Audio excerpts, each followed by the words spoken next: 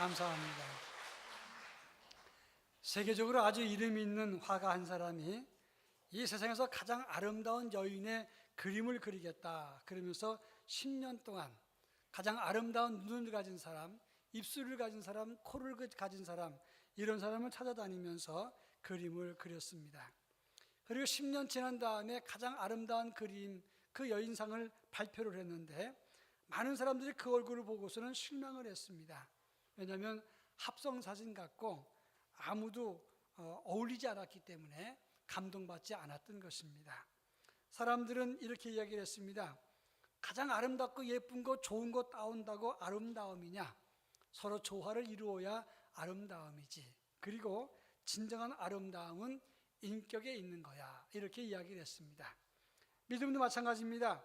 각 교회마다 좋은 프로그램이 있고 각 교회와 성도의 장점도 다 있습니다.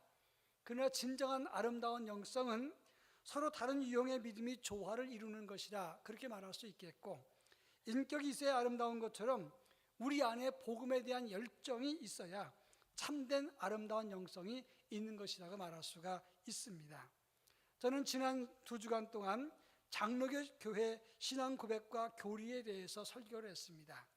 교리와 성도의 실존 문제를 언급하면서 첫 번째로는 칭의와 성화에 관한 말씀을 드렸습니다. 예수를 믿고 우리가 의롭게 된 것은 의롭게 칭해진 칭이고, 그러나 그것으로 멈추는 것이 아니라 끊임없이 죽을 때까지 성화하는 믿음을 가져야 된다 하는 말씀을 드렸습니다. 그리고 지난주에는 교회론의 문제로 여호와의 총회, 눈에 보이는 교회는 예수 그리스도를 구주로 고백하는 공동체지만 최후에는 구원받을 사람과 그렇지 않은 사람이 함께 생활한다고 했습니다. 그럼 누가 구원받을 사람인가? 남이야 어찌든 나만은 주님의 군사되어서 충성을 다하자 하는 말씀을 했습니다. 오늘은 그 세 번째 시간으로 성도는 선교의 문제를 어떻게 믿고 실천해야 되는가, 이런 문제를 함께 나눌까 합니다. 오늘 우리가 읽은 본문의 말씀은 사도 바울이 로마에 보낸 편지, 로마서를 말하는 것인데, 로마서 끝부분에 가서 자기의 전도 여행 계획을 이제 로마 교인들에게 설명하는 그런 내용이 우리가 읽은 본문의 내용인 것입니다. 그 당시 세계의 중심은 로마를 중심으로 이태리 반도, 지중해 북쪽 지역, 소아시아 지역이 사실은 그 당시에 가장 중요한 세계의 중심지였습니다. 바울은 3차 전도여행을 하면서 도시 중심으로 복음 전파를 하고 교회를 세웠는데, 오늘 23절에 보면 이제는 이 지방에 일할 곳이 없고 라고 말을 했습니다. 이 말은 예루살렘서부터 시작해서 일루리곤까지 열심히 복음을 증거하고 교회를 세웠다는 것을 말하는 겁니다. 일루리곤이라고 하는 것은 성경에 나오는데 지금 말하면 유고슬라비아와 알바니아 지역을 의미하는 것입니다.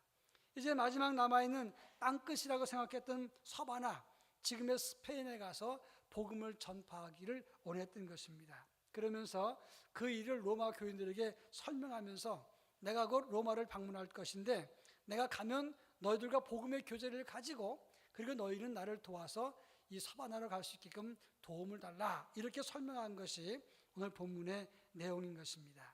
이 본문을 잘 살펴보면 성도는 선교와 복음 전도를 어떻게 해야 되는가, 이런 문제를 우리에게 교훈을 주는데 그것은 어떤 의미가 있는가, 그런 내용들을 한번 살펴보겠습니다. 제일 먼저 22절부터 24절까지 말씀을 한 절씩 교독합니다. 22절 제가 읽겠습니다. 그러므로 또한 내가 너희에게 가려던 것이 여러 번 막혔더니 이제는 이 지방에 일할 곳이 없고 또 여러 해 전부터 언제든지 서바나로 갈 때에 너희에게 가기를 바라고 있었으니 이는 지나가는 길에 너희를 보고 먼저 너희와 사귐으로 얼마간 기쁨을 가진 후에 너희가 그리로 보내주기를 바람이라. 이 본문의 내용을 보면 바울은 여러 차례 로마를 가기로 희망했지만 길이 막혔다고 했습니다. 그런데 이제는 땅끝이라고 하는 서바나 지역에 가기 전에 내가 로마에 있는 너희에게 먼저 가겠다, 이렇게 말하고 있습니다. 그 당시 최고의 문명과 문화의 중심이 로마입니다. 근데 바울은 그 로마를 내가 지나가는 길에 두르겠다, 이렇게 말을 합니다.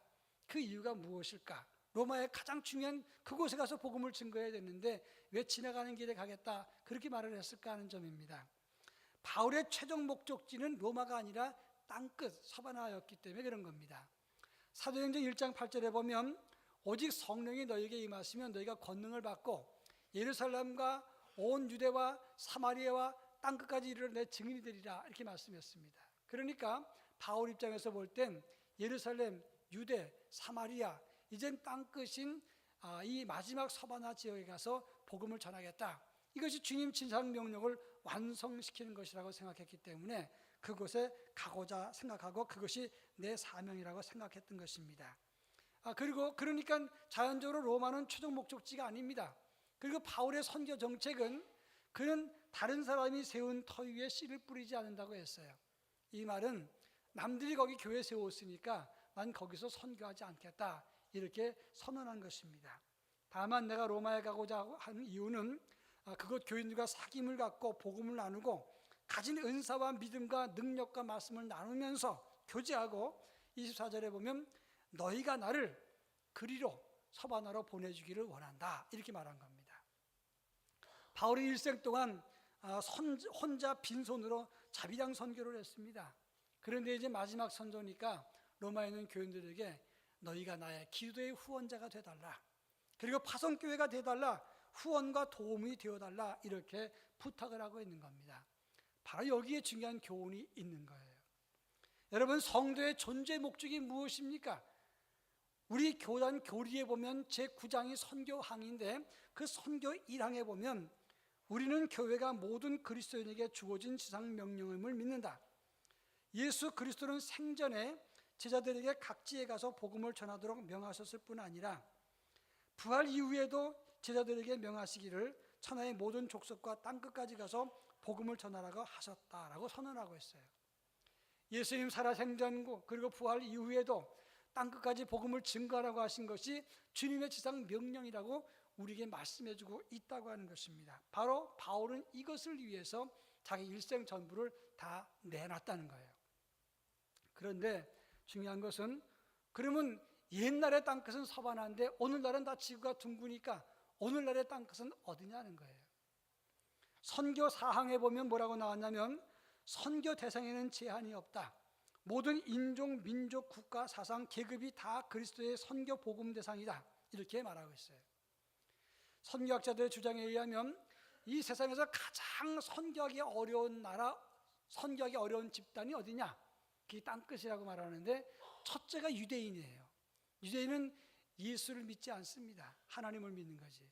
둘째는 회교도 사람들이에요. 세 번째가 공산주의자입니다. 그래서 지금 많은 학자들이 말하기를 아무튼 모든 인종, 민족, 국가, 사상을 떠나서 복음이 닿지 않는 그것이 땅끝인데 가정에서도 예수 믿지 않은 가족이 있으면 거기가 땅끝이라고 하는 거예요. 그런 의미에서 우리 모두가 땅끝에 부름받은 하나님의 종들이라고 하는 것을 알아야 된다고 하는 것입니다. 제가 얼마 전에 아주 오래전이지만 북한 봉수교회에 짓는 문제 때문에 다녀온 적이 있었어요. 북한에 있는 봉수교회는 남선교회, 전국 남선교회 연합회가 모금을 해서 지었는데 그거 모금할 때 제가 전국에 다니면서 5군데 전혀 상관없는 세미나를 했어요. 남선교회에서 부탁해서 다른 세미나를 했는데 그때 반응이 굉장히 좋았기 때문에 그 남선교회 임원들이 제 이름을 좀 필요로 했어요. 그래서 목사님이 좀 인기 있는 강사니까 후원의 부위원장을 좀 해달라, 이름만 빌려달라. 그래서 이름을 빌려주고 한 번쯤은 가야 되지 않겠습니까? 그래서 북한의 봉수교회를 다녀왔습니다. 가서 보고는 이게 진짜 교회인가? 그리고 가정교회도 보여줬는데 다 선수들이 왔어요. 뭐 예배들이 가정 예배들인데 성악가들이 오고 뭐 별사람 다 왔어요. 이게 지금 진짜 교인들인가 생각을 했습니다. 그리고 이제 우리 교회가 크게 도운 것도 없고 하니까 그 대신에 저 대신에 장로님 2분이 또 갔다 오셨어요.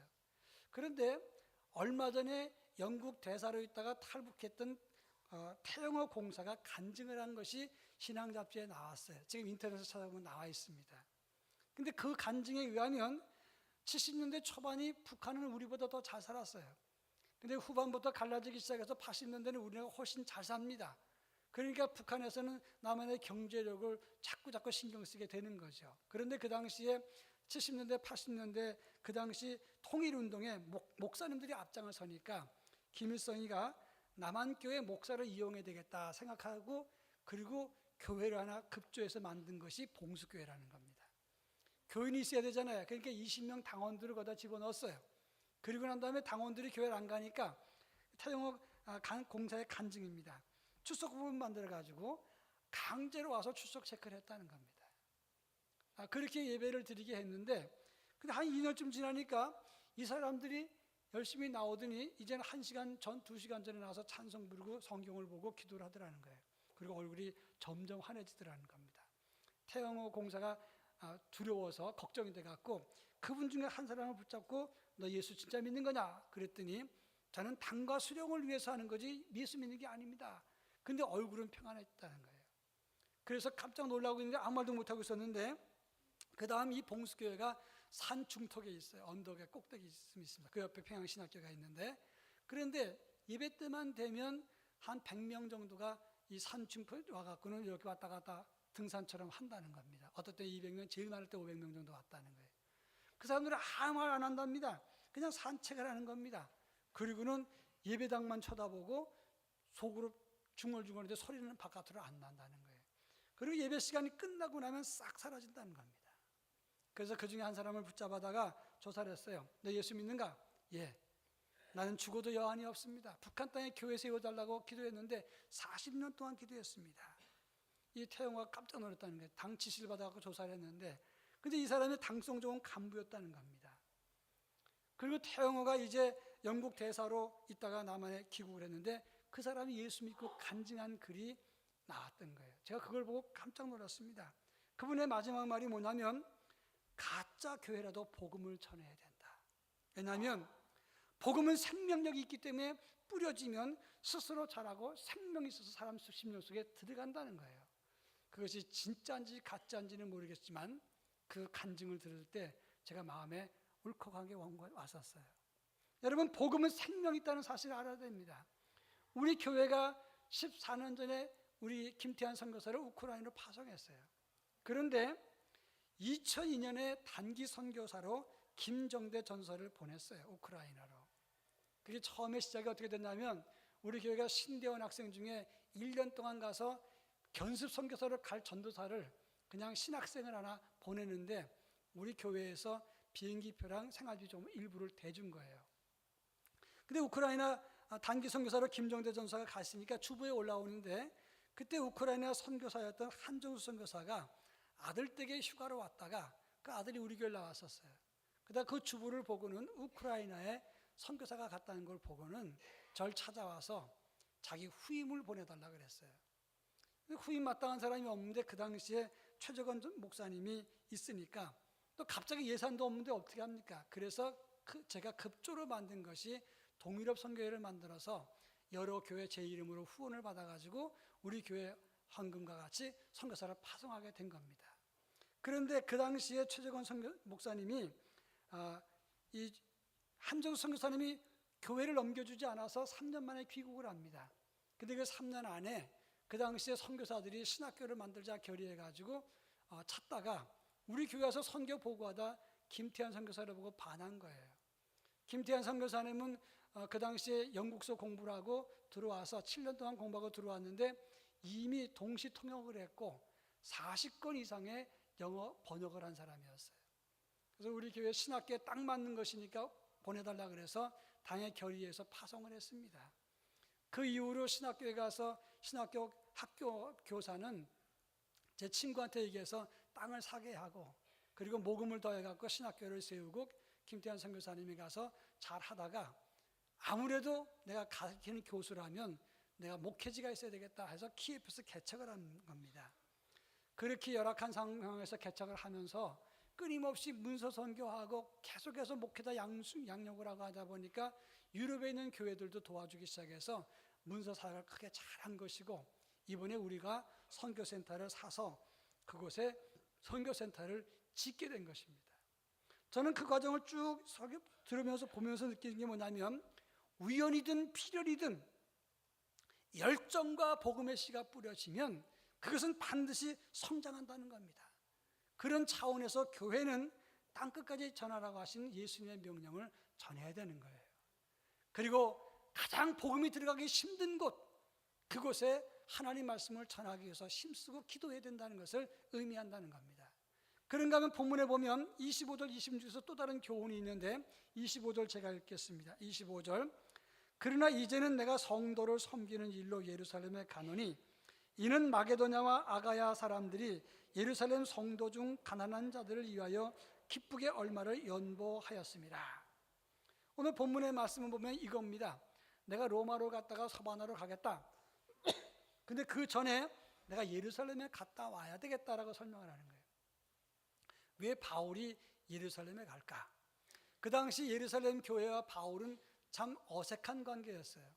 왜냐하면 바울이 예수 믿기 전에 예루살렘 교회를 많이 핍박해서 그 중에 죽은 사람도 있고 감옥에 집어넣은 사람도 있었습니다. 근데 바울이 예수 믿고 나서 하나님의 일꾼 된다고 하니까 그래도 마음이 시원찮잖아요. 더군다나 이 예루살렘 교회는 핍박 속에 있을 때 사도 외에는 다 떠났습니다. 사도들은 예수를 믿고 잘했지만 그 당시 문화가 뭐냐? 율법을 지켜야 되는 유대인들이에요. 그러니까 그들은 예수 믿고 구원과 율법을 같이 갖고 있었는데 바울이 전한 건 오직 이신득이 예수만 믿으면 된다는 말씀을 전하니까 그런 갈등이 약간 있었어요. 그래서 사도행전 15장에 보면 예루살렘 총회로 모여서 그 문제를 해결했다는 겁니다. 그러나 여전히 율법주의자들은 존재했다는 거예요. 그런데 왜 그런 어색하고 낯설고 그 다음에 갈등이 있는 교회를 가고자 했는가? 이유는 단 한 가지입니다. 사도행전 11장에 보면 글라우디오 때에 예루살렘과 유대 지역에 큰 흉년이 나는데 아가보라는 사람이 예언했고 그게 이루어집니다. 그때 바울과 바나바는 안디옥에서 선교하고 있었는데 그때 이 안디옥 교인들한테 얘기해서 헌금을 가져다가 예루살렘 교회를 도왔어요. 그게 갈라디아서 2장 10절에 나옵니다. 예루살렘 교회 지도자들과 바울과 바나바가 친교의 약수를 나누면서 그리고 가난한 사람을 기억해달라. 그 바울은 그 일에 힘썼다라고 나온단 말이에요. 그리고 한 번만 가고 끝난 게 아니라 그 이후에 예루살렘 교회가 굉장한 핍박을 받습니다.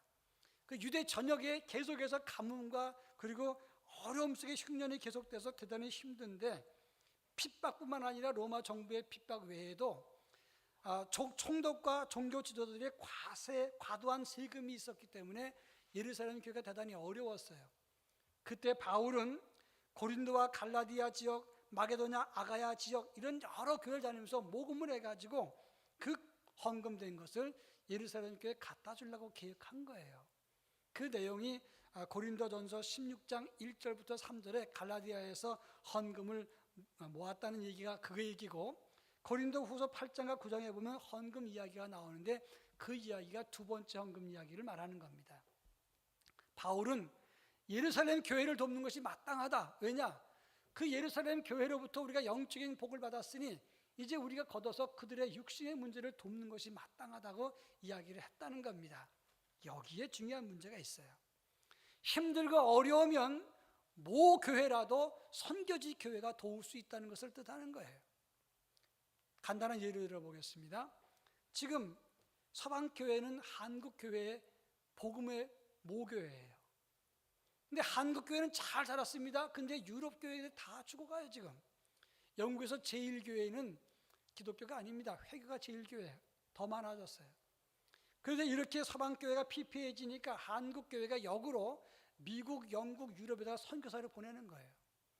그리고 또 한국교회 좋은 목회 프로그램이라든지 새벽기도, 예배운동, 신방 이런 것들을 가르치고 있다는 겁니다. 그러니까 역으로 말하면 선교하는 교회가 선교지로부터 도움받을 수 있다는 걸 뜻하는 거예요. 여기에 중요한 의미가 있습니다. 여러분, 이 말을 뒤집으면 우리도 역으로 선교지에서 배울 수 있는 것이 있다는 거예요. 물질이 아니라 그들의 열정과 믿음과 순수함과 기적을 배워야 된다는 겁니다. 예배 시간 조금만 더 길어도 교인들은 싫어해요. 만약에 2시간 예배 드리면 교인들은 30%는 줄을 거예요. 3시간 예배 드리면 절반 이상 줄을지도 모릅니다. 그런데 저는 아프리카 우간다 갔을 때 3시간 예배를 뛰면서 드리는 걸 봤어요. 저 졸업식에 참석했는데 3시간 예배 드리는데 에어컨 없습니다. 덥기는 지금 여름처럼 뜨겁습니다. 그런데 3시간 땀을 흘리면서 뛰면서 찬송하는데 그들이 미개해서 그럴까요? 열정이 있었어요. 제가 98년도에 그때 중국에 있는 교회에 가서 부흥회를 해달라고 해서 갔었습니다. 그런데 제가 11시간 하루에 설교했어요. 제가 설교 요청을 했기 때문에 그렇게 설교했는데 새벽에 2시간 반, 아침에 3시간, 점심 먹고 2시간 반, 저녁 집회 3시간 반, 하루에 11시간 설교했습니다. 그런데 하고 나니까 저도 놀랬고 그 앉아 있는 사람도 놀란 거예요. 어떻게 저렇게 앉아 있지? 제가 11시간 집회한다면 여러분 남아있겠습니까? 그들의 열정 떠나지 않고 심지어 길바닥에서 자면서 예배에 참석하는 거예요. 며칠 동안 교회를 집에 안 가고 교회에 먹고 자고 하면서 그 교회를 떠나지 않는 걸 봤어요. 2016년 우리 교단에서 12,000여 명이 줄었습니다. 2017년 작년에 1년 동안에 16,586명이 줄었어요. 이번 통계해 보니까 2년 동안에 3만 명이 줄었습니다. 이건 뭘 말하느냐? 300개의 교회가 100개가 없어 300명 모이는 교회 100개가 없어졌다는 거 말하는 게 2년 동안에.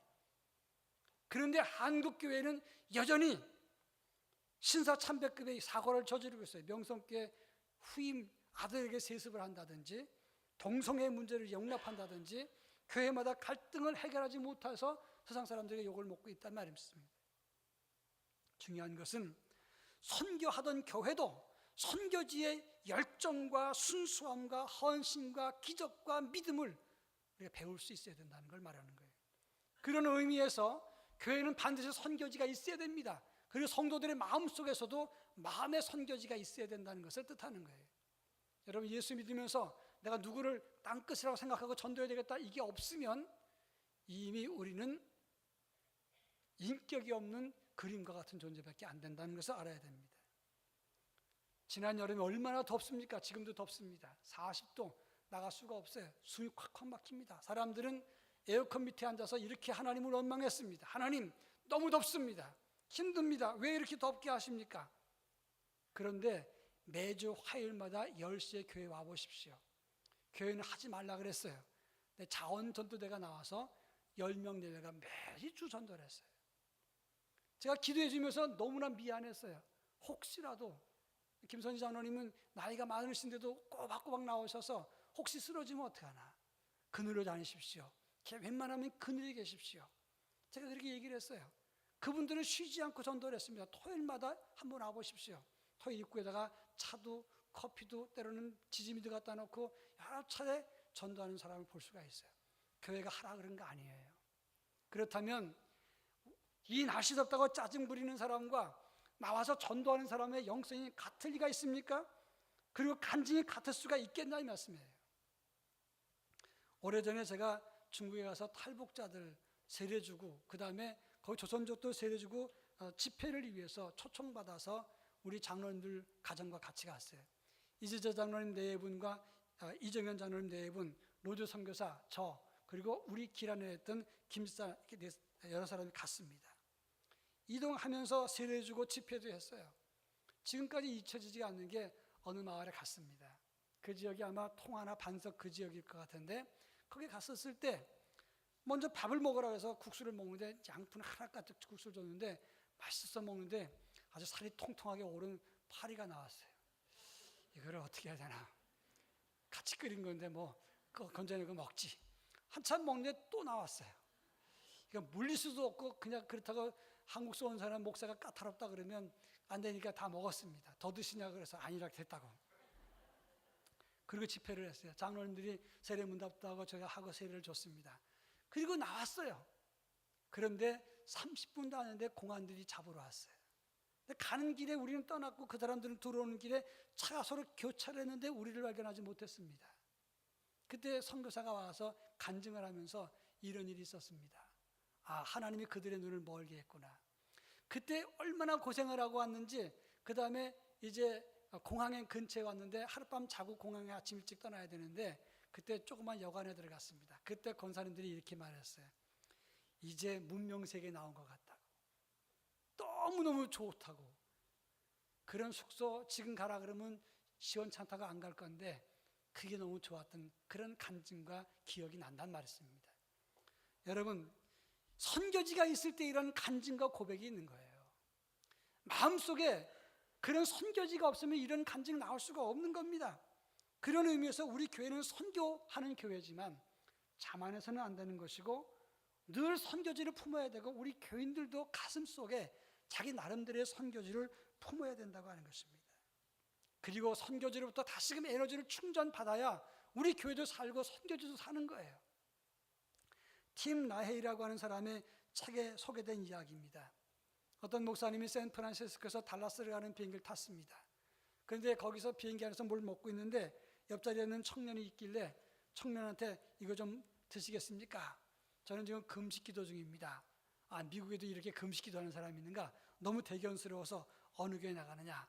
나는 기독교 나가는 게 아닙니다. 어디 나가시는데? 저는 달라스의 사탄교회 연합기도회가 있는데 자기가 준비위원이기 때문에 금식 기도한다는 거예요. 사탄교회입니다. 하나님의 교회가 아니라 마귀 교회란 말이에요. 근데 무슨 내용으로 금식 기도하느냐? 달라스에 가장 영향력 있는 교회가 영향력을 잃어버리게 해달라. 달라스에 있는 목회자 가정이 깨지게 해달라고 금식 기도한다는 거예요. 자기가 깜짝 놀란 겁니다. 사탄도 저렇게 열심히인데 우리가 이거 교회가 깨어 있어야 되겠구나. 그리고 몇 년 지난 다음에 그 책에 나온 내용입니다. 달라스 인구 센서스를 조사해 보니까 그 지역에 있는 목회자 가정이 이혼율이 다른 지역보다 높더라는 거예요. 그 사람이 사탄교회 교인이 금식기도에서 높아졌겠나마는 그분 얘기입니다. 그런데 무관하진 않은 것 같다라고 얘기를 했어요. 무슨 말입니까? 마귀도 역사하고 있고 정신 차리고 있는데 우리 믿는 사람들이 가슴속에 선교지가 없으면 되겠냐 이 말이에요. 교회도 개인이 다 선교지를 품어야 된다는 것을 뜻하는 것입니다. 오늘 본문 23절 말씀을 다시 한번 읽어보겠습니다. 23절 말씀 다 같이 읽겠습니다.